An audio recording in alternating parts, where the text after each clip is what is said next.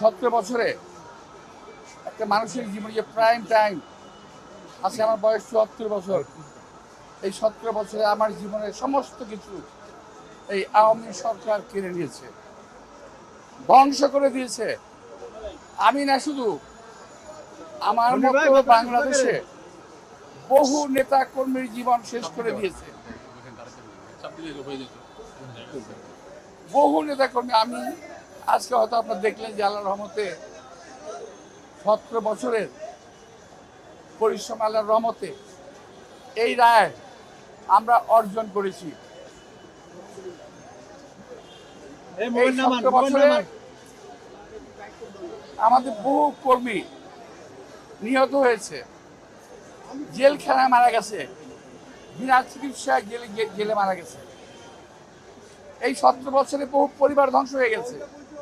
একইভাবে আমার পরিবার ধ্বংস হয়ে গেছে। আমি যখন আল্লাহর কাছে দোয়া করি, নামাজ পড়ি, আমি পরম দয়ালু কোন আল্লাহ তাআলার কাছে আমি দোয়া করি, আমরা করি, আল্লাহ আমার যে বিক্ষিপ্ত পরিবারটাকে একত্রিত করে দেন। আমার পরিবারটা ছিন্ন বিচ্ছিন্ন হয়ে, আমার বিক্ষিপ্ত পরিবারটাকে একত্রিত এটার করুণা। একটা ভাই মারা গেল আমেরিকাতে, একটা ভাই দীর্ঘদিন বাইরে আছে। আমি দীর্ঘদিন অসুস্থ অবস্থায় এই কোর্টের বারান্দায়, আপনারা দেখেছেন আমাকে বহুবার। আজকে এখানে যারা আছেন সকলেই আমার মতো কম বেশি ভুক্তভোগী, কেউ কম কেউ বেশি।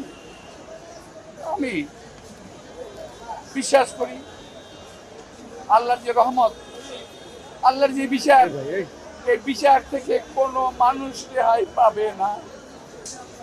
আল্লাহর রহমত যেমন আমাদের উপর বর্ষিত হয়েছে, তেমনি আল্লাহর বিচারও তাদের উপর বর্ষিত হবে। ওরা যে যেখানে আছে ওখানেই শাস্তি পাবে। আপনারা সবসময় দেখেছেন বিচারপতি কি বলে, মানিকের কিরকম জিল্লতি, কিরকম নাল্লতি, যেটা কোরআন শরীফে আছে যে আল্লাহ তাআলা যাকে বেজ্জিত করেন কিভাবে করেন উনি দেখিয়ে দেন। তো আমি জানি, আমি চাই আল্লাহ তাআলার কাছে সেই বিচারটা।